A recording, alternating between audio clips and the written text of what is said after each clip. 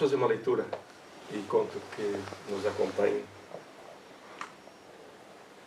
Livro Fonte Viva, Espírito Emmanuel e psicografia de Nosso Chico. A oração do justo. A oração feita por um justo pode muito em seus efeitos.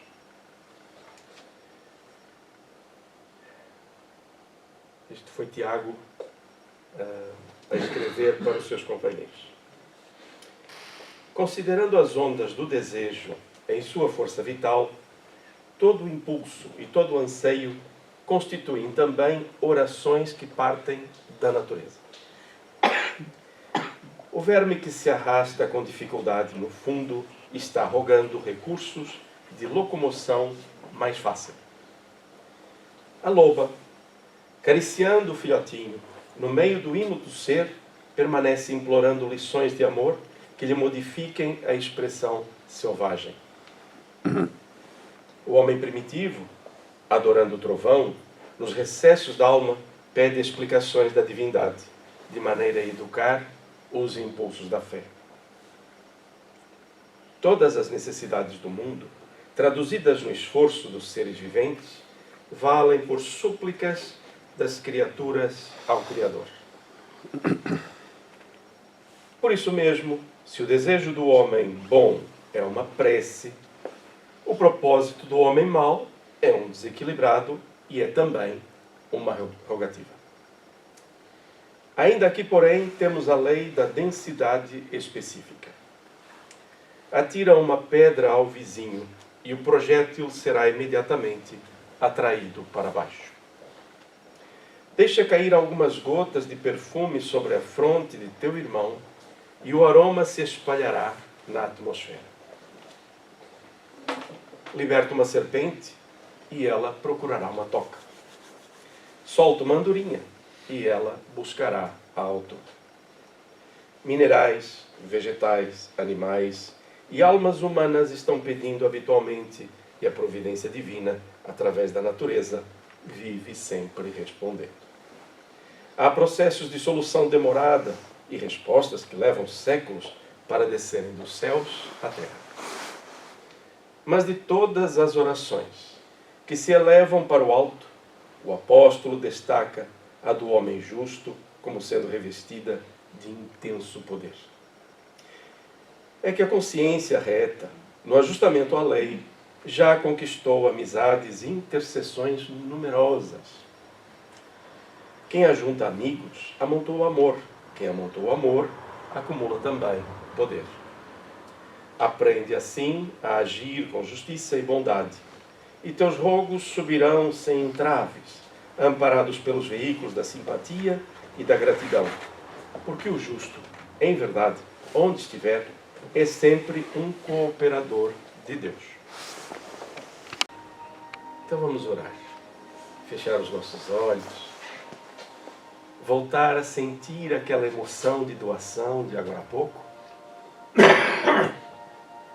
em que nós sorrimos perante Deus, conversamos com Deus, com a serenidade conquistada, mesmo que momentaneamente. Deixemos nossos pensamentos se elevarem.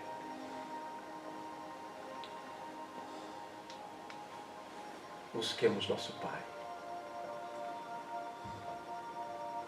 E a figura luminosa que nos liga a Deus pelo exemplo, pelo amor que dedicou, pelo que conquistou em nossos corações, pelo que nos ensina até hoje, é Jesus de Nazaré, o nosso Mestre. Querido amigo, na paz conquistada nesta manhã, sentimos que nossa alma se ilumina, nossos corações se tranquilizam. E desejamos nesta manhã encontrarmos-nos contigo nesta sintonia de paz. Viemos estudar em conjunto as tuas mensagens. E repara, Mestre, que levamos tanto tempo para o fazer Mas hoje desejamos estar aqui inteiros, corpo e de alma. Porque reunidos em Teu nome, somos mais fortes, mais pacíficos e melhor orientados nas nossas decisões. Por isso a nossa rogativa para que permaneças conosco, que ilumines os nossos melhores propósitos, que nos eleve a alma para abrir o próprio coração de par em par, para que a Tua mensagem adentre a nossa alma e a apliquemos em nossas vidas. O que de bom produzirmos nesta manhã seja benéfico não só para nós, mas para todos aqueles que mais necessitam. É a nossa oportunidade de produzir em conjunto e em Tua companhia. Assim iniciamos o singelo encontro desta manhã, Senhor, desejando a Tua presença.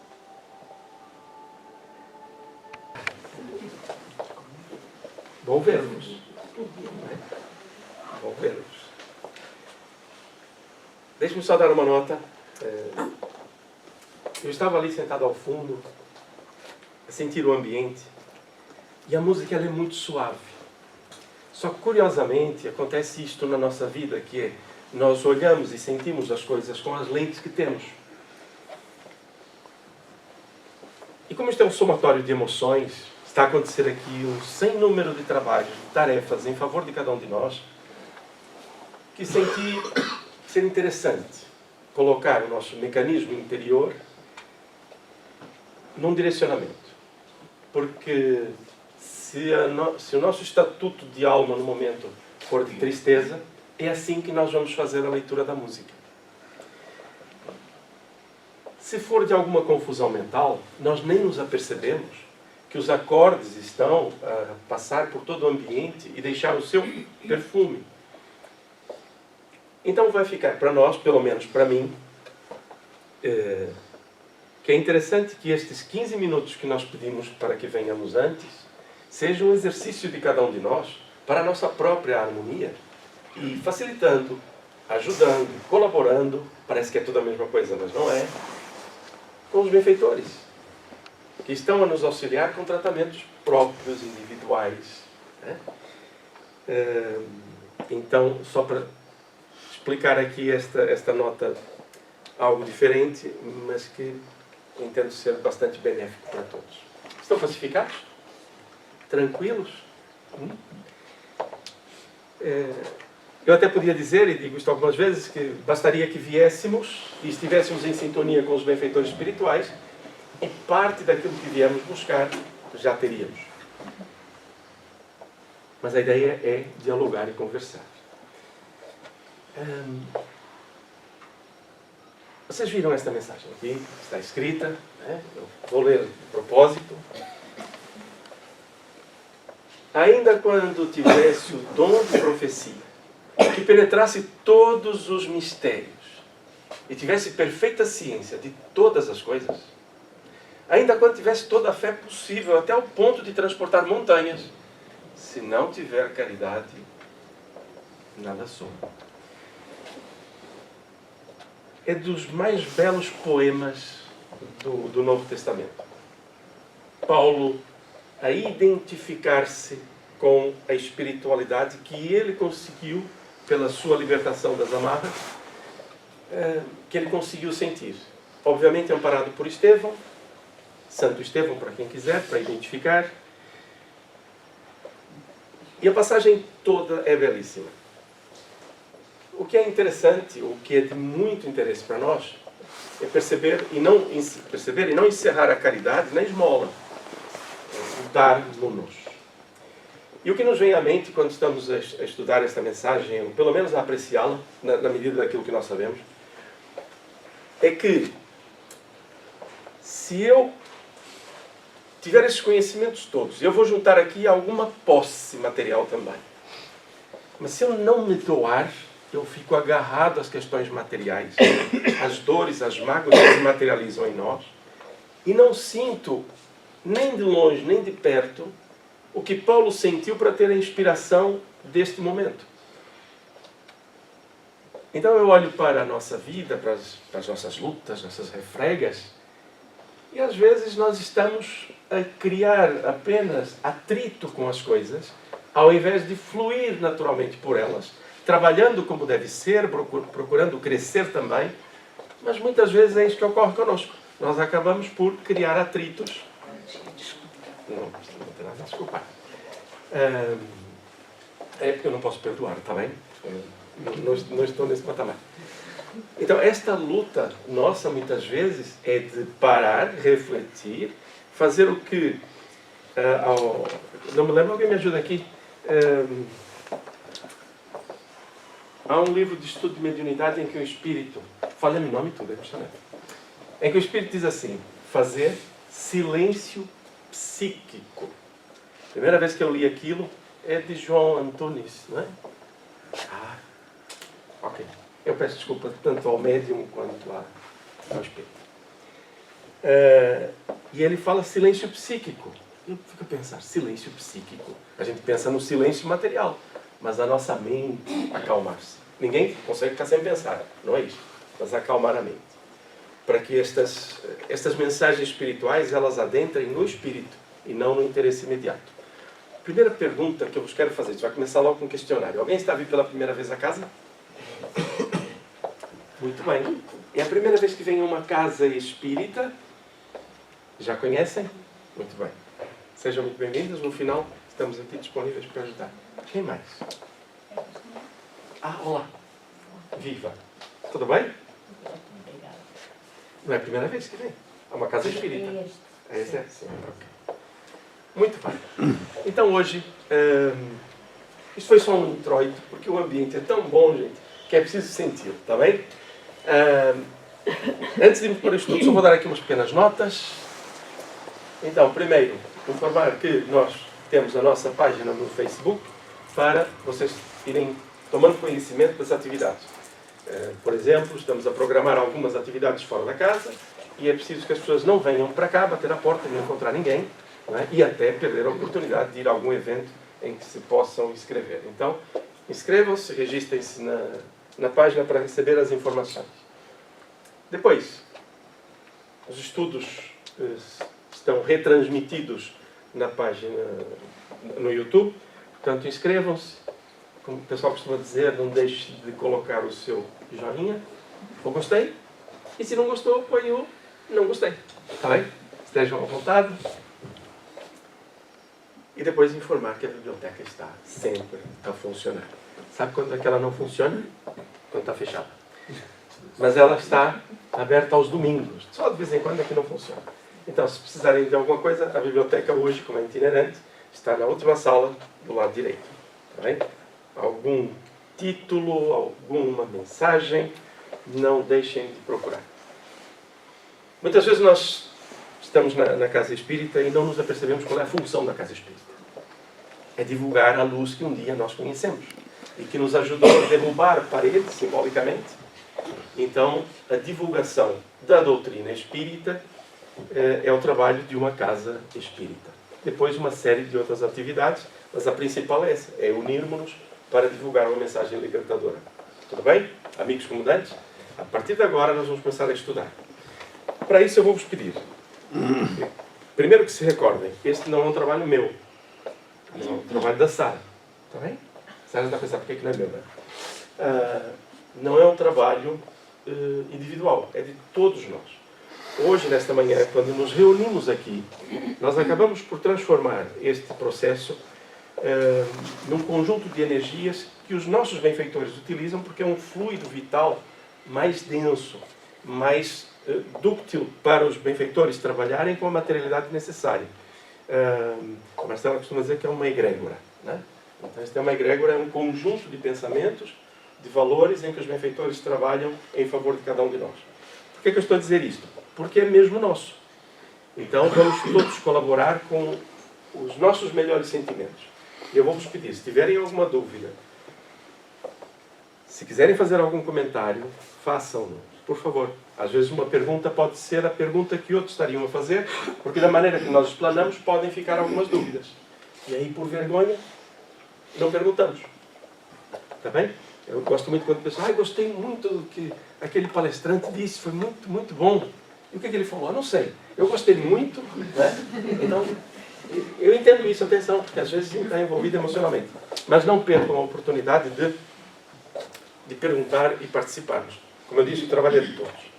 Muito bem. Temos um momento épico, que é conhecer o livro que se chama O Evangelho, ou seja, a mensagem, a boa nova do Cristo, segundo o Espiritismo, ou seja, pela ótica espírita. Eu vou vos dizer hoje, e vou dizer a vida toda, no Evangelho segundo o Espiritismo, nós temos um hábito coerente de abri-lo aleatoriamente para ler uma mensagem, refletir sobre ela e contar que os benfeitores espirituais nos coloquem diante de uma mensagem que nos seja útil naquele momento. Alguns já experimentaram, ao fazer a reunião do Evangelho em casa, 3, 4, 5, 6 semanas seguidas, sair sempre a mesma mensagem. Por mais que se busque ali, à pressa, encontrar outra, mas acaba por acontecer. Porque são as nossas necessidades. Quando estudamos o Evangelho segundo o Espiritismo, percebemos a sua terapia. É um livro absolutamente terapêutico, eu vou insistir nisto. E logo no início, Allan Kardec diz algo muito libertador, quando estudamos o Evangelho segundo o Espiritismo, que é, está no preâmbulo, este livro não vai tratar das questões dos milagres, das predições, das profecias de Jesus. Vai tratar do fundo moral, da moral do Cristo, desta ética que é irretorquível. Nós não mudamos a ética do Cristo, ela é a mesma. Muitas vezes olhamos de forma diferente de acordo com as lentes que nós temos. Então nós vamos estudar hoje o capítulo, na sequência da semana passada, em que estávamos no capítulo 4. Vamos iniciar o capítulo 5, cujo título é este: Bem-aventurados os aflitos. Ei, tema difícil. Racionalmente, ele é muito fácil.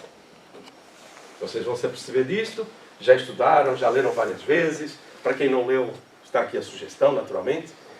Não desencarnem sem ler, por favor, está bem? Permaneçam na Terra enquanto não lerem. Depois de ler também não desencarnem logo, porque devem aproveitar. Mas há aqui um detalhe muito interessante. É que a nossa emoção não gosta muito disto. O nosso racional entende, a nossa emoção nem sempre. Ainda ontem conversávamos aqui com um grupo. Qual é a lógica de estudarmos as coisas que nos colocam diante das dificuldades com ferramentas para as vencer? É que eu posso entrar numa tempestade ou pegar um barco e estar no meio do mar, da confusão, e só naquele momento em que surge o problema, há uma vaga, uma tempestade que surge, e eu não sei o que faço com o mastro, com o timão, com as velas, e entro em desespero. Só me agarro às coisas, mas não tomo uma decisão. Mas se eu tenho ferramentas, conhecimento, estudo, trabalho em equipe, se me vejo no meio de uma tempestade, o primeiro momento é emocional. Uau, vai ser difícil. Mas temos as ferramentas. E começamos a agir enfrentando a tempestade. Vencer ou não vencer será um somatório de situações que ditarão o processo. Mas a partir do momento que eu estou ao leme, que eu sei o que eu devo fazer, tudo se transforma. Recordem-se que eu acabei de dizer, nós não ficamos felizes, estamos no meio de uma refrega, mas estamos mais seguros. Sabemos qual é o encaminhamento que devemos ter. Então, quando estudamos o Evangelho segundo o Espiritismo, vamos aprender coisas destas. Nós as queremos, muitas vezes? Não. Eu falo por mim, está bem?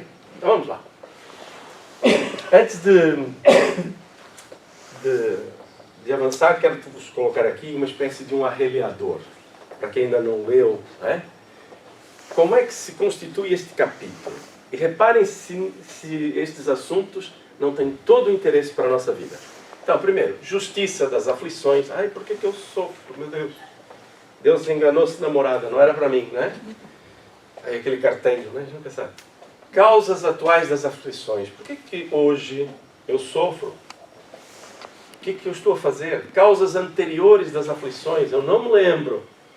Mas tenho aflições que não consigo explicar por que entregaram essa encomenda no meu lar. Esquecimento do passado. Motivos de resignação. O suicídio e a loucura. Este é o trabalho que Allan Kardec vai apresentar por itens. E depois ele coloca uma coletânea de mensagens, que são as instruções dos espíritos. São mensagens espirituais. E são vários temas. O bem e mal sofrer. O mal e o remédio. A felicidade não é deste mundo. Perda de pessoas amadas. Mortes prematuras. Se fosse um homem de bem, teria morrido. Os tormentos voluntários. A desgraça real. A melancolia. Todos temas que nos interessam. Uns mais, outros menos. Do ponto de vista espiritual. Então, recordar-se. Se não tem o Evangelho em casa, eu julgo que a maior parte tem, temos a nossa bibliotecária que vos pode entregar para estudar o Evangelho. Tudo bem? Pode ser, Carolina? Pode? Muito bem, muito bem. Então vamos a um... ainda tem mais que aquela parte... Gente do céu, é tanto tema, né? Prenderadores. Provas voluntárias, o verdadeiro silício. Dever-se-á por termo as provas do próximo? Já que entregaram a encomenda, eu devo fazê-lo? Será lícito abreviar a vida de um homem, de um doente que sofra sem esperança de cura? Tema muito atual, né? Sempre a ser discutido. Sacrifício da própria vida, proveito dos sofrimentos para outrem. Reparem, só um detalhe, às vezes não se confundir. Aqui não é nenhuma afirmação, são os temas que vão ser tratados. Tá bem? E agora, vamos com Jesus. Passaram-se 2000 anos e nós vamos conversar a respeito de frases de Jesus. No Novo Testamento, e para que nós tenhamos o mesmo alinhamento, nós encontramos vários livros. Os 4 evangelhos conhecidos, o Apocalipse, as cartas de Paulo, Tiago, Pedro, um outro livro magistral, que são mini-livros, né? Um magistral que são os Atos dos Apóstolos. Não tem palavras para descrever, pronto, é mais fácil. E, entretanto, estas bem-aventuranças que nós ouvimos muitas vezes eram o sermão da montanha. Jesus não fez um sermão da montanha. Jesus caminhou por entre as aldeias, vilarejos, estradas, no mar de Genezaré, né? E ele para e fala com as pessoas. Fazendo o quê? Transmitindo e anunciando o reino de Deus. Em contraponto com todos os valores, e não é difícil chegar lá e perceber isto, com todos os valores vigentes. Do interesse material, do poder. Quem é que tinha poder e era mais rico naquele tempo? Ou eram os que mandavam através da guerra, ou os que, mesmo subordinados, tinham mais gado, mais terras, mais empregados, mais mulheres. Né? Era a visão. A visão era aquela. E Jesus veio anunciar o reino de Deus. Esqueçam isto. Isto é que vos pacifica. Isto é que vos traz saúde. Isto é que vos eleva. E se quereis sair do pó da terra, né, fazei isto. Quem quiser vir após mim, tome a sua cruz e siga-me.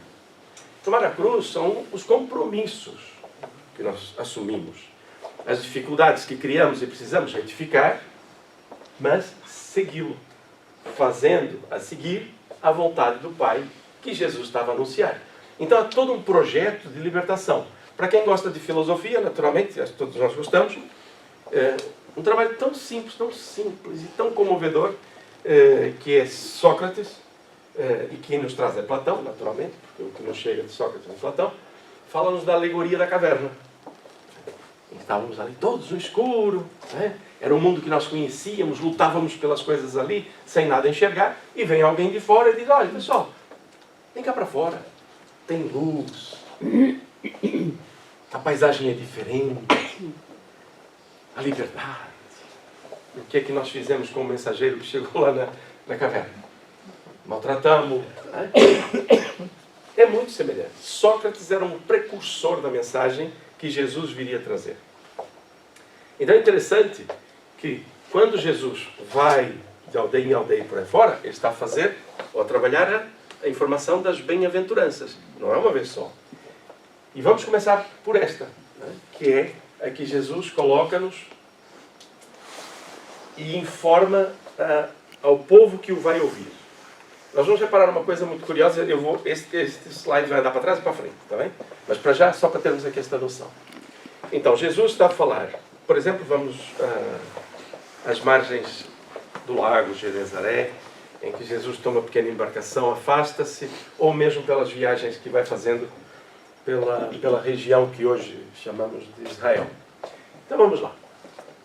Jesus diz assim ao povo: bem-aventurados os que choram, pois que serão consolados.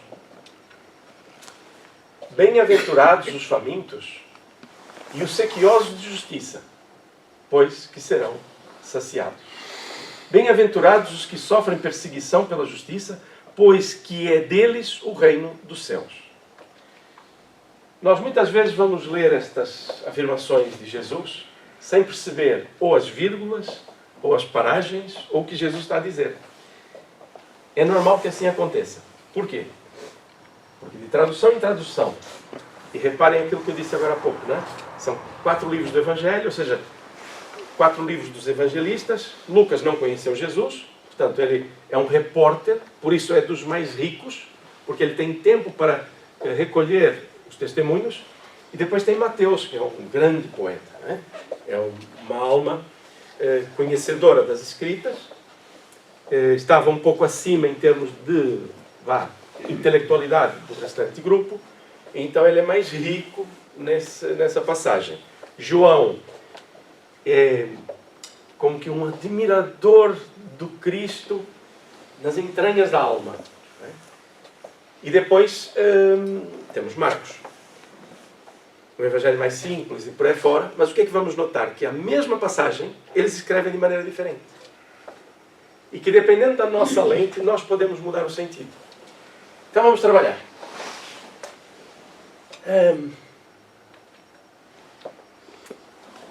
Eu queria que nós viajássemos, estivéssemos lá, vestir a pele, calçar os sapatos daquelas pessoas.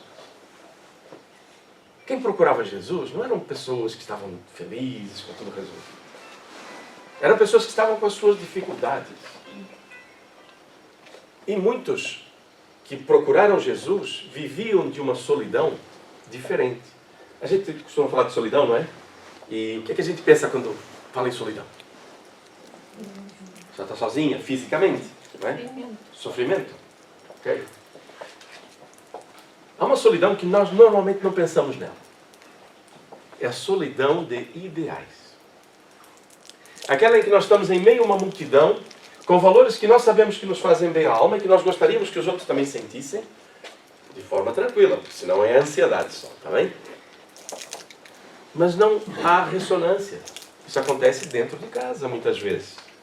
Alguém busca a melhoria constante, mas à volta não há vontade de o fazer. Ora, então estas pessoas que estavam a procurar Jesus, eles sentiam um chamamento íntimo. Quando estudamos o Evangelho, lemos diretamente nas páginas do Evangelho, nós encontramos histórias impressionantes. E nós dizemos, como é que uma alma... Por exemplo, quando Jesus cura um cego, toda a gente queria, ou os fariseus, queriam condenar Jesus porque ele havia feito uma cura. Imaginem, que horror! Curou um cego num sábado. Isso não pode, gente. Então queriam acusar Jesus que ele havia trabalhado no sábado, que era contra a lei. Então, vamos questionar o cego. Isto está no Evangelho, nem é informação da doutrina espírita. Está lá no Evangelho. Foram interrogar o que é. Aliás, primeiro interrogaram os pais do cego. Sabia o que tinha acontecido, confirmava se tinha curado e por aí fora. E depois entrevistam o cego, o que era cego. As artimanhas eram tantas. Os pais foram excepcionais, vocês podem lá procurar, não vamos alongar. Mas a última frase do cego é muito interessante. Do ex-cego, que é: então, mas tu foste curado? Como é que foi? Ele diz: eu não sei. Eu sei que não via e agora vejo. Só isso. Jesus enfrentava esse tipo de perseguição, inclusive aos seus beneficiados. Então, uma alma desta natureza, que acaba de ser curado, perguntam a Jesus, mas ele, olha a maturidade desta pessoa, perguntam: olha, mas ele, o que ele fez de errado para vir cego? Olha o detalhe. Estou a falar de reencarnação, eu estou a falar de um povo que sabia que havia aflições anteriores, como nós passamos ali atrás, de outras vidas. Então perguntaram: que crime terá ele cometido antes de nascer?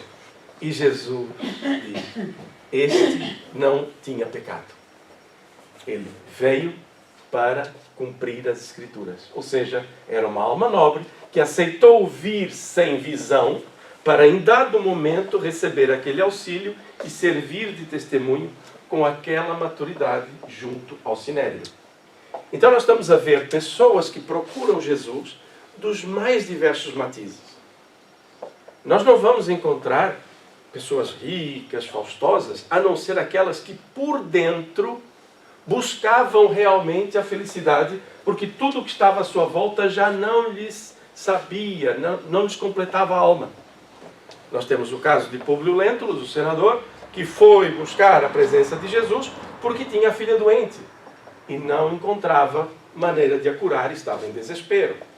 E vários outros personagens, mas a esmagadora maioria eram pessoas pobres, doentes, aleijadas, com problemas espirituais sérios e que eram levadas até pelos familiares. Já viajamos? Já estamos lá? Então vamos colocar os nossos pés na areia, naquela praia, e ouvir Jesus a nos dizer isto: bem-aventurados os que choram, pois que sereis, eu vou dizer sereis consolados. Vós que chorais, sereis consolados. Nós estamos a ouvir Jesus a dizer isto. E sabe-se lá por quê? Nós sabemos, obviamente.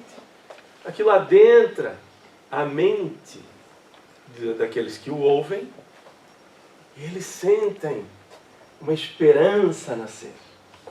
Ser o poder de Jesus na confiança que ele tinha, de quem ele era, quem ele representava, que era Deus, e o que estava para acontecer. Dizia com esta segurança, e aqueles que o ouviam ficavam tão impactados, não só com aquilo que ouviam, mas o que sentiam, que passados 2000 anos, cá estamos nós, em Lessa da Palmeira, a falar a respeito de frases que foram ditas, não ao vento, mas aos corações e às almas. Então, quando estamos aqui a ouvir isto, o que é que nós precisamos? Não pensar que isto são palavras de retórica, são bonitas. Não, são profundas e libertadoras. Agora eu vou ler de novo. Agora, quem é que nós vamos ouvir? Vamos tentar perceber a voz de Jesus, o sentimento do Cristo, porque a nossa oração inicial foi para que Jesus aqui estivesse. E acreditem, está, direto ou indiretamente, ou seja, através de seus representantes, mas com a harmonia que é entre nós. Nós somos aquele povo na praia a ouvir isto. Bem-aventurados os que choram. Aí cada um olha para si e diz: pois eu me lamento disto ou daquilo outro. Pois que serão consolados. Futuro, profecia. Bem-aventurados os famintos e os sequiosos de justiça. Os que desejam ver um mundo melhor, que já não suportam tanta indiferença, já não querem mais tanta agressividade. E Jesus está a lhes dizer: bem-aventurados vós que tendes sede de justiça, pois que sereis saciados. Não é a justiça da vingança, é ser justo mesmo. Às vezes nós entendemos a justiça de forma equivocada, mas Jesus está a nos dizer sede de justiça. Bem-aventurados os que sofrem perseguição pela justiça. Não é pela justiça que nos perseguem, é porque somos perseguidos porque buscamos a justiça. Não estou a dizer que nós somos perseguidos por isso. Eu Nós estamos a dizer que estes que estão a ser perseguidos porque querem o melhor são bem-aventurados.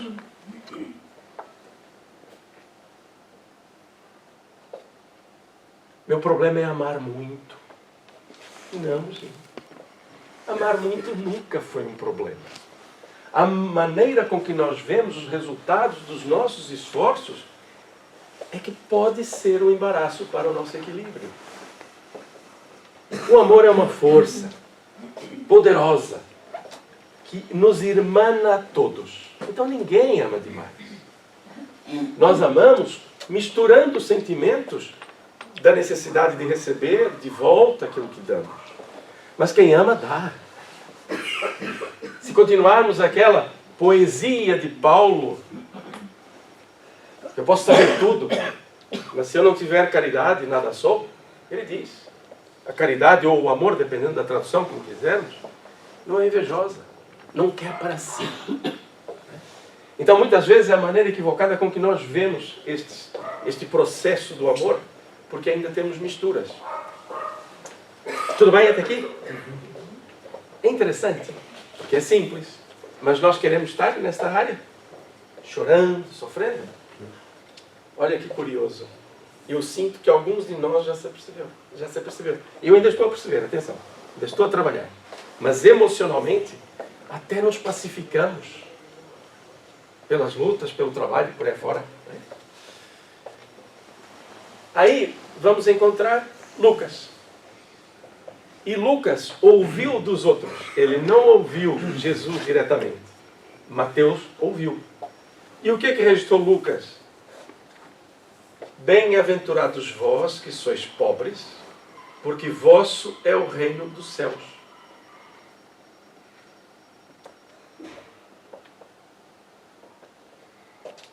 Quem ditou isto para Lucas pode pensar assim: pobres porque somos pobres, não temos capacidade econômica. Mas aí Jesus vem falar dos pobres de espírito, que nós muitas vezes também confundimos, pensando que é uma pessoa fraca. Aliás, é a maneira como se usa normalmente. Aquele é um pobre de espírito. É um equívoco. Porque um espírito livre das questões que costumamos agregar, ele é pobre no sentido de não ter muito, mas é livre. Não é no sentido de dizer, olha, pobreza, miséria, não é isto. Quanto mais nós carregamos coisas, aparentemente nós somos ricos, mas estamos pobres de visão para o caminho libertador, que é ter coisas, aliás, utilizar coisas como usufruto e não como posse nossa. Tudo pertence a Deus. Tudo pertence a Deus. E nós somos usufrutuários. Isso é da lei, está no Evangelho.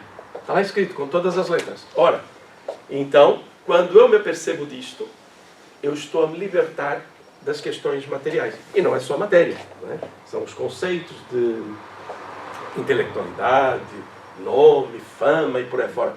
Já repararam, quanto mais nos agarramos à fama ou a queremos, mais sofremos a escravatura por ter necessidade dela? A fazer coisas esdrúxulas, absurdas. E enquanto as pessoas alimentam isto, a pessoa se sente escravizada. E não é nada. São todos processos da nossa mente. Então, bem-aventurados vós, que sois pobres, porque vosso é o reino dos céus. Isto é Jesus a falar e as pessoas a registarem. Bem-aventurados vós, que agora tendes fome, porque sereis saciados. Olha o detalhe. Vou voltar ao outro slide também. Olha o que está aqui a dizer. Bem-aventurados vós, que agora tendes fome, porque sereis saciados. Eu posso levar isto à ausência, e posso mesmo, efetivamente. As pessoas estão a passar dificuldades. Mas todos seremos saciados, porque primeiro ninguém morre. Deus ama-nos a todos. E estamos sempre numa linha evolutiva, passando necessidades ou não. Mas olha atrás. Vamos voltar aqui.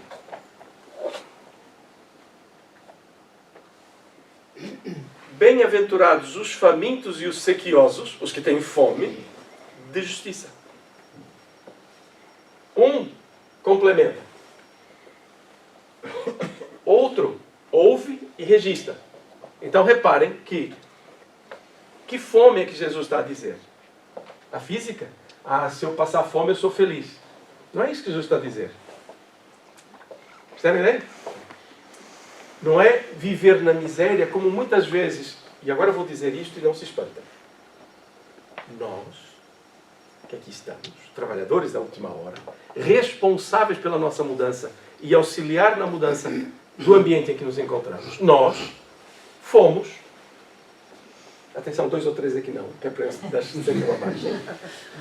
Fomos responsáveis ao longo destes séculos de alimentar uma religião, fosse onde fosse, a nos induzir a que ter pouco é que era bom. Por quê? Porque nós, se o outro tinha pouco, eu tinha mais, porque eu ficava com o dele. Aconteceu isso durante séculos. E éramos nós.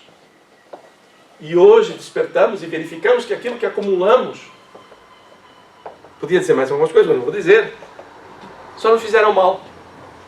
Então nós temos saudades, muitas vezes, de um poder, de uma riqueza, que não nos fizeram bem. Daí surge uma espécie de melancolia. Parece que a gente está fora da caixa e por aí fora. É uma espécie de um vazio. Porque a gente quer, porque nos vendem essa ideia e nós compramos, mas nós sabemos que não é esse o caminho. Então é uma fome diferente. Né? Então, bem-aventurados vós que agora tendes fome, porque sereis saciados. Fome do quê? Okay? Ditosos sois vós que agora chorais, porque rireis. Este detalhe é tão interessante. Para já só estamos a fazer considerações. Está bem? São só considerações. É muito interessante porque há uma lógica que nós vamos ver à frente, depois em todo o capítulo. Por exemplo, o Espírito Delfina tem uma mensagem maravilhosa, que já citei ali, que é a desgraça real. O que realmente é mal e o que realmente é bom para nós. Então, quando Jesus diz isto, né, hoje vocês estão a chorar e vão ser ditosos. Eu só consigo entender isso, e vamos perceber à frente, com os comentários de Allan Kardec, se eu me perceber que, e juntando a mensagem de Delfina à desgraça real, é que lá no passado, não muito distante, nós cometíamos alguns enganos. Mas esses enganos davam-nos uma vitória sobre o ambiente humano. Tínhamos poder, posses, inclusive sobre pessoas. E eu não estou a falar de escravatura, estou a falar de controle. E aquilo dava-nos um certo gáudio. Né? Só que ali a gente pensava que estava bem. Mas não, ali nós estávamos a nos escravizar e a conquistar amarras para o futuro. Por quê? Porque o plantio ele é livre, mas a colheita é obrigatória. Mas a colheita ela é um castigo? Não. Não é não. É um processo também ele libertador. Porque se eu cometo vários erros hoje, e eu estou sempre feliz porque eu estou a conquistar aquilo que eu gostaria, tudo bem. Só que se eu construir um castelo, podem imaginar aqueles da infância também, um castelo lindíssimo, mas no entorno eu tenho um vale de lágrimas, perante Deus eu vou responder pelos benefícios que tive e pelos malefícios que criei. E esses malefícios ficarão na minha mente, na minha consciência. Deus não vai me cobrar de nada. Mas eu sei que vou necessitar retificar isto para seguir de forma livre pelo meu caminho. Jesus também dizia, este mundo não passará até que seja pago, até o último centavo. É castigo, não é libertação. Curiosamente. E nós olhamos as coisas como ameaças. Não são. Deus ama-nos profundamente. Então, quando estamos aqui a ver, se hoje temos dificuldades, é porque nós não estamos a plantar o erro. Nós estamos a colher. Aí entra a segunda lógica. Dependendo da maneira com que eu colha, eu avanço. Sem revolta, sem mágoas, sem aumentar a minha emoção e desequilíbrio. O que é que eu quero dizer com isto? Se calhar que eu estou a perceber que alguém não entendeu isto. Se eu estou a passar uma prova, eu estou a fazer uma colheita. Aliás, uma expiação, perdão. Estou a fazer uma colheita. Vamos usar um exercício tão simples quanto isto. Estou no 5º ano de escolaridade. Não queria saber de nada. Só queria bagunça, só queria trazer os colegas para bagunça e por aí fora. O que aconteceu no final do 5º ano? Eu passei? Reprovei. Que aborrecimento. Aí vejo os meus colegas passarem para o 6º ano e eu vou repetir o 5º. Não conheço ninguém. sinto que sei mais do que eles, apesar de não fazer grande coisa, no meu período do 5º ano. Como é que eu vou passar este 5º ano agora? Eu tenho duas grandes hipóteses. Ou passo com a satisfação de dizer: eu estou a colher aquilo que plantei, mas aquilo que sei vou ajudar estes colegas para não cometerem o mesmo engano. Vou aproveitar este ano em que vou repetir isto e vou fazer o meu melhor. Gente, vou ganhar novos amigos, vou ganhar o respeito inclusive de quem está no 6º ano. Boa.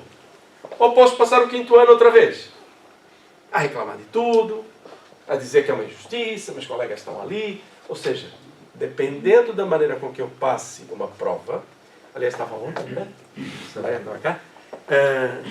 Dependendo da maneira com que eu passe essa prova, eu sou vencedor ou vou ter que repeti-la outra vez. Simples assim. Não é? É só decidir. Não é? Nós decidimos. Tudo bem? Então, se hoje choramos, é porque estamos a colher o que fizemos. Se passarmos bem essa prova, passa adiante, vamos embora. Se não, repetimos. Então, se estivermos com alguma dificuldade que seja muito dolorosa, vamos silenciar a revolta, acalmar o coração, assumir a responsabilidade dentro do processo. E eu sei que há aqui dúvidas, aí eu estou a ler pensamentos, mas está ali naquilo que eu mostrei no início: causas atuais das aflições e causas anteriores das aflições. Não percam a oportunidade de ler. Está bem? Jesus disse-nos isto há 2000 anos atrás. E muitas vezes eu fico a pensar quão devedores nós somos de uma alma que vem enfrentar uma série de coisas, tudo o que lhe fizemos, mas ele esteve conosco com um amor profundo. É muito interessante. Não julgou ninguém. Esse é o caminho. E nós fizemos o que fizemos, crucificação, nem preciso ir para aí outra vez. E no alto do madeiro, ele diz: Pai, perdoe. Eles não sabem o que fazem. Essa é a grande diferença no nosso processo de desenvolvimento. Quando nos surge uma dor, nós sentimos injustiçados, revoltamos-nos e lançamos anátema, ou ofendemos, ou nos agarramos obsessivamente a quem aparentemente nos fez um mal. E Jesus ficou livre. E nós, quando fazemos isso, quando não perdoamos, ficamos aprisionados a quem dizemos não gostar. Não é curioso? É. Gostam disto? Eu gosto por quê? Porque nós somos os artífices da nossa liberdade. Nós temos o poder de decidir. Ok. E Allan Kardec, o que é que nos diz? Aliás, perdão, ainda tem esta parte que também está no Evangelho de Lucas. Depois de dizer aquilo, Jesus diz assim: mas ai de vós ricos que tendes no mundo a vossa consolação. Mas ai de vós ricos que tendes no mundo a vossa consolação. Gente, tem algum problema ser rico? Havia uma música aqui em Portugal, não sei se vocês se recordam, como é que era? Pobre dos ricos, que tudo e nada tem, uma coisa assim. É só inveja, gente. Só inveja. Não tem problema nenhum ser rico. Agora, as coisas do mundo, elas são inebriantes e podem nos tirar a lucidez do que nós somos. E aí o que nós fazemos? Aquilo que nós temos, achamos que é um poder nosso, julgamos que faz parte do que nós somos, e quando nós perdemos aquilo que julgávamos que nós tínhamos, julgamos que perdemos aquilo que em boa verdade não é nosso. Então nós somos seres livres. E quando nos agarramos às questões da riqueza, não como usufruto, mas como uma forma de poder, de soberba, então estamos escravizados. Por isso é que Jesus disse: mas ai de vós ricos que tendes no mundo a vossa consolação. Porque eu posso ser rico, mas a minha consolação pode ser servir, ajudar, pegar todos os benefícios que nós temos para continuar a produzir, viver bem, mas colocar como instrumento para benefício do próximo. Criar empregos, gerar riqueza, respeitar o próximo. Ou seja, não é problema nenhum ser rico. Mas sabe quem é que dizia isto? Que havia problema em ser rico? Eu disse agora há pouco. Quem é que dizia isso? Nós. Lá atrás. Para ficar com o pouco que os outros tinham. Né? Ok, tudo bem. Né? Eu posso entrar no grupo. Né? Mas evitem sair dele. Tá bem? Evitem sair dele. Porque nós temos muitas responsabilidades. E a outra advertência: ai de vós que estáis saciados, porque tereis fome. Não, para mim está tudo bem. Eu tenho o meu e o mundo, olha, que se resolve, eu já fiz a minha parte. Não, gente. Quando nós encarnamos, eu vou dizer centenas, que é para não ficar muito forte, tá bem? Centenas de pessoas diretamente nos ajudaram na reencarnação. Fazem parte do nosso projeto. Eu nem preciso dizer quantas é que já laboraram e trabalharam para que nós pudéssemos estar encarnados. Então, nós, se estivermos saciados, ou seja, encostadinhos, nós vamos ter necessidade de retificar esse comportamento. Uma coisa que eu gosto de fazer é... Quando a gente pergunta para a criança, elas são muito práticas. Vou apertar esse botão, tá bem? Pode ser? O que aconteceu? E agora? Eu só fiz um pequeno movimento. Eu estou saciado. Eu fiz um movimento. Queria a luz, apertei o botão. Mas quanta gente trabalhou, deu a sua vida para que eu apertasse aquele botão e a luz acendesse. Neste momento, por exemplo, nesses temporais, há muita gente a trabalhar. É a visão. Não é? Perceber que se eu estou saciado, estou bem, devo continuar a buscar servir, porque trabalhamos todos para todos. Ai de vós que agora rides, porque sereis constrangidos a gemer e a chorar. Não tenham problema nenhum em rir e sorrir. Vocês já ouviram falar, naturalmente, e a gente encontra isso no Evangelho, a alegria que tisna, ou seja, a água está límpida, né? Clarinha, né? A gente lança uma pedra, ela tisna, aquelas ondas, tira-lhe ali a limpidez. Então, a espiritualidade diz-nos algumas vezes que a alegria que tisna a consciência, ela é prejudicial. Eu estou nos meus folguedos, vou usar entorpecentes, vou beber, vou fazer o que quero. E a gente diz, olha, aquela pessoa está muito feliz, é muito para frente, por aí fora. Cuidado, porque se tisnar a nossa consciência, nós vamos cometer enganos que depois vamos ter que retificar. Não é nenhum laudo acusatório, é um facto. Tá bem? Então, o rir é este que Jesus diz. Não é sermos felizes. Porque se amamos a Deus e amamos a oportunidade na Terra, nós somos felizes. Tá bem? Ninguém perguntou nada até agora, ninguém fez nenhum comentário. Eu tenho receio que às vezes a gente fala de forma tão apaixonada que iniba. O que eu vou pedir é que fale um de cada vez só. Alguma questão? Não? Casimiro. Faz favor. No slide anterior, quando fala de quando choramos, se conseguir passar atrás, é o outro, exatamente. Diz assim, e todos sois vós que agora chorais por ireis. É aquilo que fazemos, por exemplo, uma situação em que choramos, não é? Porque temos uma situação grave na nossa vida. E, como disse bem, eu percebo isso. Muitas vezes é a maneira como nós trabalhamos essa situação, isso que nos faz evoluir. A grande questão aqui é que a situação não ficou resolvida porque não depende de nós. Certo. Ou seja, é a maneira de nós trabalharmos, evoluímos, mas a situação permanece. E era isso que eu gostava que... Não, isso é maravilhoso. O que está a dizer é aquilo que muitas vezes nos assalta a todos. A obra, ela é de Deus. Cada um de nós faz a sua parte. Um dos grandes exercícios é mesmo este, é perceber, eu estou a fazer e fiz a minha parte, e emocionalmente eu confio em Deus, eu estou livre. Mas se eu continuar angustiado, porque a coisa tem que se resolver para que eu tire essa mescla, esse ruído da minha emoção, significa que eu estou a trabalhar, estou a ajudar, mas ainda não tenho a sabedoria suficiente para perceber que cada um tem o seu processo. Cada um tem aquilo que é melhor para o seu desenvolvimento, de acordo com a proposta que faz a si próprio. Então, há situações que não estão resolvidas, mas eu devo trabalhar para que eu esteja resolvido na situação ou fora dela. Tá? A grande questão aqui é mesmo esta. Porque o mundo não é perfeito, vai demorar muito, muito, muito e nunca vai ser perfeito. Curioso, não é? Então nós vamos ter sempre coisas para resolver. Mas essa questão que coloca, perdão, como é que se chama? Anabela. Anabela. É tão interessante. Eu vou dizer porque que eu adoro esta questão nossa, porque ela também é minha. É de todos nós, muitas vezes. Nós estamos, por exemplo, diante de um contacto de uma pessoa que nós amamos e não conseguimos ajudar a que a pessoa saia daquela situação.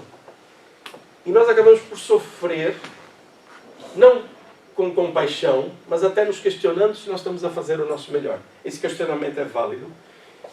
Entretanto, é necessário que nós façamos o nosso melhor esforço, mas esperando que o resultado surja também do outro lado. Mas não seremos nós que alteraremos o outro lado. Não vai acontecer. Será o próprio, ou o conjunto, que vai se autoeducar para ser livre. Repare, Anabela, é muito bom porque até a nossa intimidade tem que ser preservada. As decisões que eu vou tomar.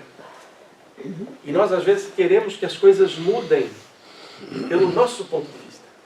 Mas o ponto de vista espiritual de cada um é diferente. O que eu acho é que é trabalhar a aceitação, que é uma coisa mais difícil, acho, da nossa vida, é aceitar aquilo que as pessoas são, porque somos todos diferentes e únicos, não é? Então temos que aceitar, pronto, fazemos a nossa parte e o resto está nas mãos de Deus. O tom, a emoção dessas coisas é muito importante. A abnegação é uma coisa, a aceitação é outra e sujeição é outra. O que acabou de dizer está perfeito, ou seja, eu aceito e isto liberta-me e dá mais capacidade para ver o processo e agir de melhor forma. Muitas vezes nós confundimos com sujeição. Deus quer assim, então olhe, funciona assim. Se nos sujeitarmos, significa que nós não estamos a tomar a nossa decisão emocional. Nós estamos a dizer para Deus que, olhe, queres assim é assim. Como, posso dizer ao contrário, não, mas posso dizer assim, isto está assim, não é o que eu quero, Senhor. Não é. Mas se está assim, tudo bem, eu vou continuar a fazer o meu melhor. Isso é aceitação.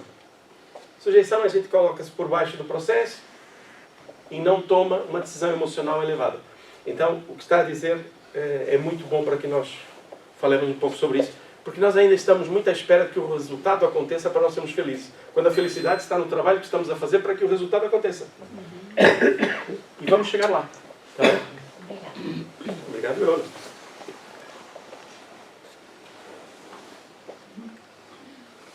E agora é Allan Kardec, está bem? Somente na vida futura podem efetivar-se as compensações que Jesus promete aos aflitos da terra. Sem a certeza do futuro, estas máximas seriam um contrassenso. Mais ainda, seriam um engodo. Vocês vão me permitir aqui uma pequena nota. É completamente verdade que a maneira com que nós vivemos esta vida terá estes resultados, quer na espiritualidade, quando partirmos, quer nas vidas futuras, teremos dado passos. Mas no aspecto emocional, a vitória não se dá depois da nossa morte. Assim, agora. Mas eu ainda estou no meio da refrega. Tudo bem que eu estou no meio da refrega, mas sinto-me seguro. Gosto das injunções, aquilo que me chega? Não gosto. Mas estou bem. Percebem? Ou seja, o que Jesus está a dizer, essas compensações, elas, é verdade que do lado de lá, as pessoas seriam, ou alcançariam aquilo que desejavam no seu progresso. Se Jesus dissesse assim, olha, faz isto e você é feliz agora, nós não entenderíamos. É uma espécie de profecia, é a seguir. Só que o a seguir não é preciso que nós partamos desta vida para a espiritualidade para sermos felizes, ou pelo menos mais amadurecidos nas nossas emoções. Tudo bem? Simples assim? Se alguém não concordar, é só dizer, não concordo, não tem problema nenhum. Está bem? Eu só não aceito reclamações. E retaliações aceitamos. Não esquecer isto. Agora, é verdade que Allan Kardec está a falar do quê? Reencarnação, imortalidade da alma. Porque se pensarmos e bem como Allan Kardec está a pensar aqui, façam só um exercício. Olhando para a publicidade do facilitismo, da sensualidade sem responsabilidade, dos entorpecentes, dos vícios, por exemplo, Olha, um tão simples que parece que não estamos a ver. Publicidades massivas para os jogos de azar. Massivas. Colocando-nos em vícios que nos levarão a suicídios, destruição de famílias, e alguns dizem, não, eu só ganho. Não é? No dia em que isto acontecer, não é? Então nós estamos a ser bombardeados com estas coisas. E o que é necessário? É que nós tenhamos a lucidez para perceber quem somos, aonde estamos e aquilo que desejamos. Não é? Se nós olharmos para o mundo como está hoje, como é que nós vamos entender que no futuro será feliz? Só a reencarnação. As mesmas almas evoluídas voltando, ou até outras já evoluídas que não estarão a voltar, mas estarão a vir. Para que nós comecemos a nos modificar. É o tal trabalho de acender e apagar a luz. Ou seja, eu o faço, mas não o faço sozinho. Então, quando Jesus vem anunciar o reino de Deus, há todo um trabalho a acontecer em nosso favor. Então, nós só entendemos as mensagens de Jesus se entendermos a lei de progresso dentro do processo e da espinha dorsal da reencarnação. Se alguém não aceita a reencarnação como uma bênção, não tem problema nenhum. Nenhum. Vai reencarnar ainda muitas vezes. Só isso. Só isso. Não foge ali. Não foge, exatamente, não foge. E quanto mais quiser fugir, é porque não a entendeu. Se não entendeu, precisa passar mais vezes. Tá aí? Ok? Pode ser? Amigos comudantes? Então, a reencarnação é mesmo uma bênção e entra na lógica do entendimento das mensagens de Jesus. Mesmo com essa certeza da imortalidade da alma, dificilmente se compreende a conveniência de sofrer para ser feliz. Dizem, para se ter maior mérito. Mas então pergunta-se, por que sofrem uns mais do que outros? É isso que estamos aqui a conversar. Allan Kardec está a colocar isto por quê? Não é porque ele não pegou o tema todo. É que, como vocês viram, tem muitos temas para esclarecer isto. Ok? Esta pergunta nós fazemos muitas vezes, não é? Ou não? Ou achamos que está tudo bem? Lemos notícias hediondas e dizemos, tá bom, que maravilha. Não, gente, a indignação, ela é justa. A indignação de toda hora é patológica. Se eu viver reclamando, sendo crítico do mundo, eu estou doente. Estou na mesma sintonia. Agora, se eu vejo uma coisa que choca, o ser humano chegou a este ponto, é natural que nós nos indignemos. Mas cuidado com as palavras que lançamos, com as emoções que produzimos. Calma. É um filho de Deus, é uma filha de Deus, é um grupo, seja como for. Poderiam ser nossos filhos, nossos irmãos, poderiam ser nós. Então, primeira emoção, é natural que não fiquemos felizes com muitas coisas. Mas depois, retifiquemos a nossa emoção para sermos um. Está bem? Amigos comudantes? Espera aí que eu já li este, o anterior? Ah, sim, sim. É natural. Eu gosto de Allan Kardec também nisto. Porque ele diz, tudo bem, eu estou a ouvir os espíritos. Eles dizem isto, ele não diz ok. Ele diz, não, é difícil entender. Entender o quê? Racionalmente? Essa nós já entendemos. A questão é emocional. Né? Porque nascem uns na miséria e outros na opulência, sem coisa alguma haverem terem feito que justifique essas posições.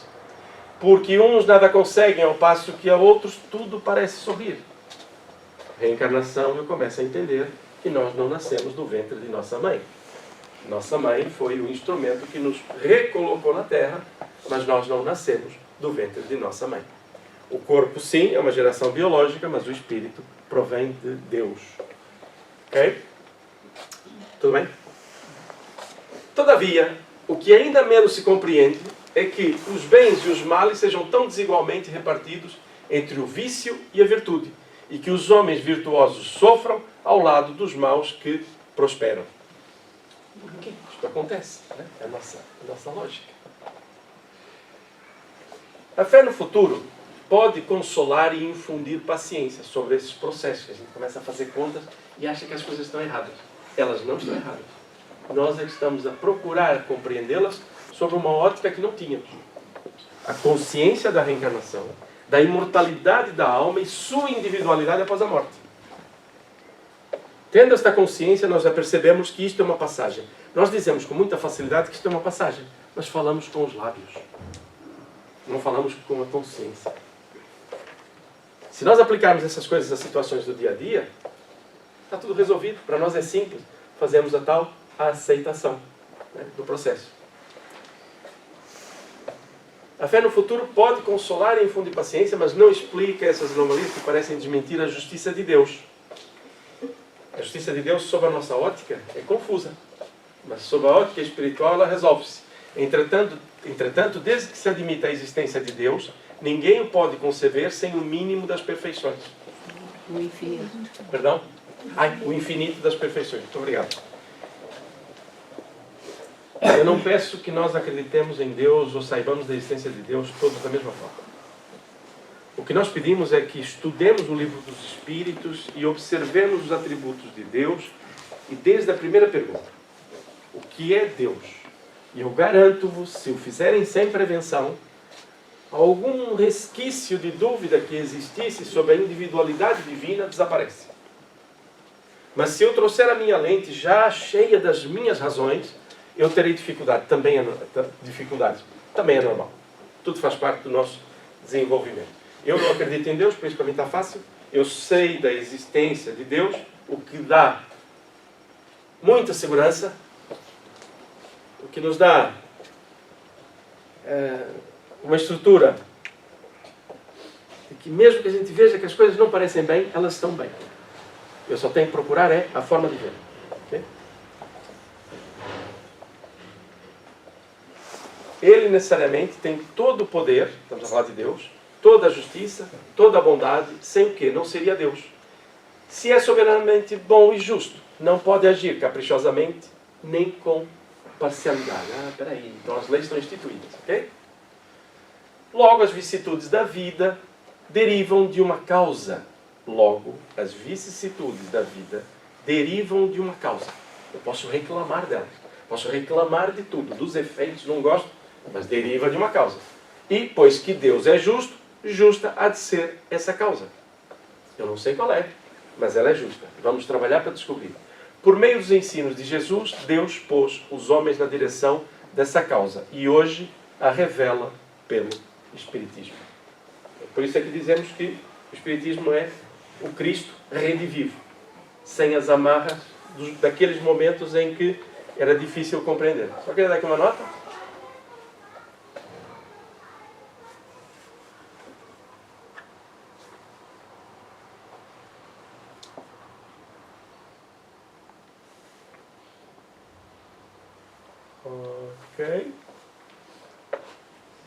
Ok. Sumiu.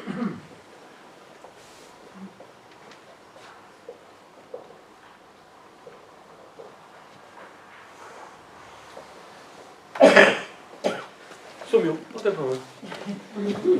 O que eu quero é fácil. Sumiu mesmo. Isso aqui não pode. Isso não pode ficar aqui. Este aqui, se calhar, vou ter que retificar só um bocadinho. Aliás, vou fazer o seguinte. Eu gosto de uma coisa fantástica. Tá. Pronto. Porque aquele está programado para sair. O que é que eu vos quero dizer? E eu não vou estar ali a procurar. Volta e meia, Allan Kardec faz as observações em fase de consequência. Ele diz, se Deus é justo, ele não está a colocar em dúvida se Deus é justo ou se Deus existe. O que ele está a dizer é, consequentemente, Deus sendo justo, acontece isto aqui por aí fora, está bem? Porque às vezes estamos a ler e pensamos que é uma condicionante. Não é uma condicionante, é uma consequência, está bem? Alguma questão queiram colocar? Podem sorrir então? Ao menos isso. Detalhe importante. Vocês não sabem. Nós vamos encerrar, mas vocês fizeram um trabalho maravilhoso. Porque vocês viajaram à época do Cristo e deixaram-se envolver pelas mensagens de Jesus. Vocês conseguiram uma ligação com a espiritualidade e talvez nem tenham se apercebido. Porque cada uma das nossas emoções, quando se liga ao bem-querer, sem os nossos... Eu vou chamar de ruído, porque é uma palavra muito comum. Sem estas poeiras, nós ajudamos os benfeitores a trabalhar em nosso favor e tornamos-nos instrumentos do bem, favorecendo outros. Por isso quero vos dizer isto de coração. Se vocês sentem a presença espiritual superior, o ambiente elevado, é porque é uma consequência da união dos nossos pensamentos e das nossas emoções. O que eu vos peço é, se alguém, porventura, sente alguma dificuldade maior, ou sentiu, ou não conseguiu uma concentração, não se aborreçam com isso. É um trabalho de crescimento e desenvolvimento. Estamos todos juntos, ninguém é melhor do que ninguém.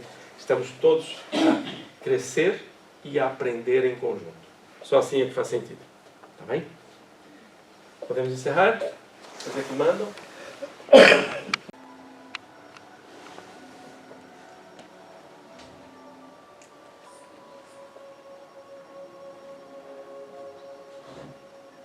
Recordar que este é aquele momento em que, pacificando os nossos pensamentos e nossas emoções, inicia-se uma nova fase do atendimento individual. Todos nós estamos acompanhados. Todos estamos a investir em nós próprios. Então os nossos benfeitores também investem. Se nós investimos recebemos o cêntuplo. O cêntuplo de cada pensamento elevado, positivo, é um caminho que se abre para que acolhamos no nosso íntimo esse repositório de saúde, de paz. Nós não nos isolamos do mundo, jamais, nem por vontade, nem por prática. Mas damos um tempo a nós próprios para sentirmos estas blandices, esta suavidade de um ambiente límpido e cristalino.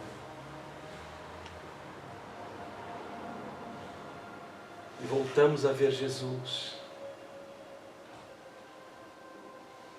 Porque o nosso Mestre, não conseguindo alcançar a todos, ser visto por todos, ele toma de pequena embarcação e afasta-se alguns metros na água. E agora já nos vê a todos.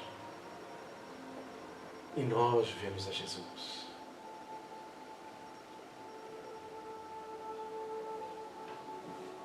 Mestre querido, desejamos apenas agradecer-te. Ouvir os ecos de tuas palavras, as emoções, num grupo tão pequenino de trabalho, de encontro, é de molde a mexer também com as nossas emoções, porque se tão pequeninos recebemos tanto,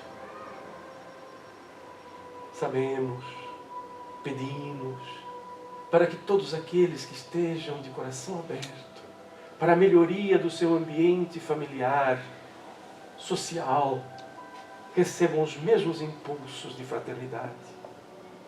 E aqueles, Senhor, que ainda não a desejam e que até lutam contra ela, escuta-nos a todos nesta hora, Jesus. Carreamos daqui essas energias benfazejas para diminuir as carapaças do medo e da insegurança, para que todos abram o coração à tua mensagem, mesmo que com outros nomes. Não importa, Senhor. Tu és uma instituição de amor que bate a todas as portas, desejando adentrar e deixar a paz e a alegria espontânea e singela.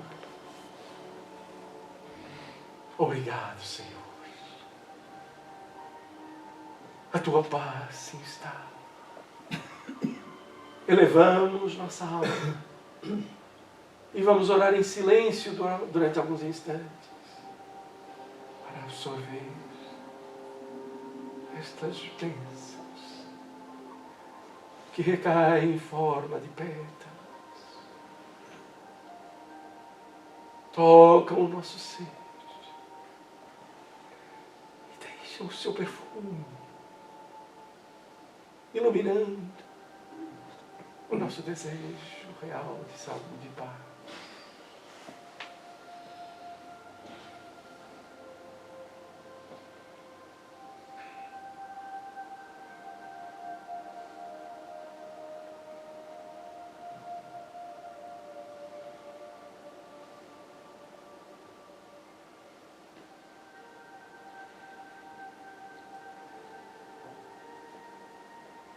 Nosso corpo espiritual brilha. Condiciona no bem cada elemento mais ínfimo de nosso corpo. Estamos em paz, agradecidos e louvando as mãos que atuam nesta manhã, redirecionando estas energias para aqueles que mais necessitam. Acompanha-nos, Senhor, de retorno aos nossos lares, aonde já colocaste vasos com flores luminosas, que mesmo não as vendo, se alimentam das nossas melhores emoções. Acompanha-nos, Senhor, a qualquer compromisso e auxilia-nos na vigilância necessária. E assim, com as rogativas que entendemos já atendidas, despedimos-nos